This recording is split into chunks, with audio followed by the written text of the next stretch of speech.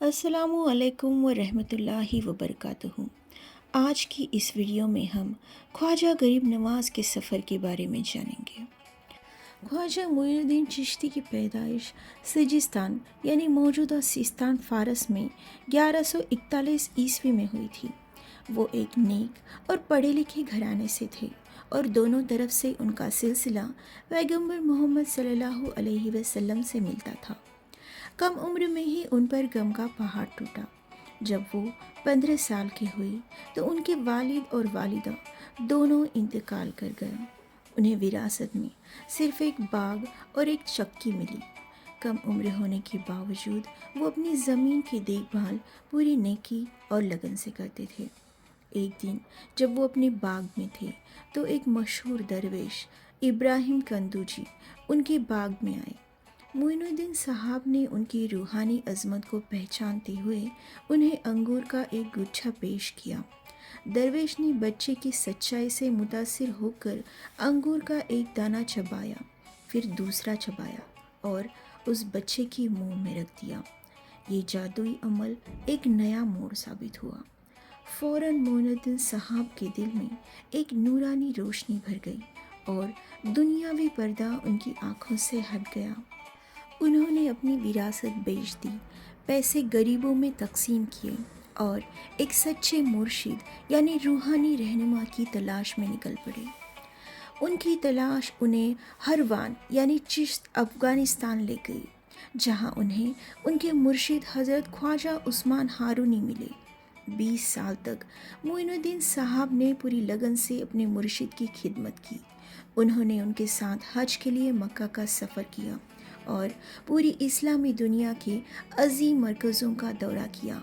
ان کی خدمت اتنی گہری تھی کہ خواجہ ہارونی نے ایک بار فرمایا تھا، یقیناً معین الدین اللہ پاک کا محبوب ہے اور جو کچھ میں نے اپنے پیر سے پایا وہ سب میں نے اسے دے دیا۔ خلافت یعنی روحانی جانشین ملنے کے بعد خواجہ معین الدین کو ان کے مرشد نے حکم دیا کہ وہ محبت، امن اور بھائی چارے کا پیغام پھیلانے کے لیے ہندوستان جائیں۔ برسوں کے سفر اور روحانی ریاضت کے بعد وہ 1162 میں اجمیر ہندوستان پہنچے۔ اس وقت اجمیر پر طاقتور راجا پرتھوی راج چوہان کی حکومت تھی۔ وہاں کے لوگ ابتدا میں اس ودیشی صوفی ولی سے ڈرتے تھے اور مخالف تھے۔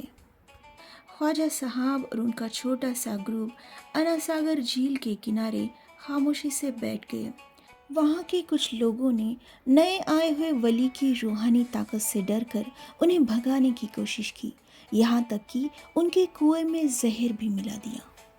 روایت ہے کہ خواجہ صاحب نے صرف پانی پر دم کیا اور زہر غائب ہو گیا۔ انہوں نے عام لوگوں کا دل محبت، رحم دلی اور بے غرض خدمت سے جیتا، نہ کہ کرشموں سے۔ انہوں نے کبھی کوئی سخت لفظ نہیں کہا اور جو پیغام انہوں نے دیا اس پر خود عمل کیا۔ سب سے محبت، کسی سے دشمنی نہیں۔ خواجہ معین الدین چشتی نے ہندوستان میں چشتیہ سلسلہ قائم کیا، جو بر صغیر میں سب سے زیادہ اثردار اور مقبول صوفی سلسلہ بن گیا۔ ان کی سادہ زندگی، نیکی اور وحدت الوجود یعنی وجود کی یناگنت کے عقیدے نے مذہبی سرحدوں کو پار کر لیا۔ ہندو اور مسلمان سب ایک جیسے سکون، مشورے اور دعا کے لیے ان کے پاس آتے تھے۔ انہوں نے مظلوموں کا ساتھ دیا، جس کی وجہ سے انہیں ہمیشہ کے لیے غریب نواز کا لقب مل گیا۔ انہوں نے اپنی پوری زندگی انسانیت کی خدمت میں گزار دی اور اپنے آخری دن تک اجمیر میں رہے۔ وہ 1236 میں اس دنیا سے رخصت ہوئے۔ وہ کسی تکلیف یا بیماری میں نہیں بلکہ گہری روحانی دھیان کی حالت میں تھے، جس کے دوران انہیں حق حق کہتے ہوئے سنا گیا۔ آج اجمیر میں ان کا مزار قومی اتحاد اور مخالفت مذہبوں کے درمیان ہم آہنگی کی علامت ہے، جہاں دنیا بھر سے ہر مذہب کے لاکھوں زائرین آتے ہیں۔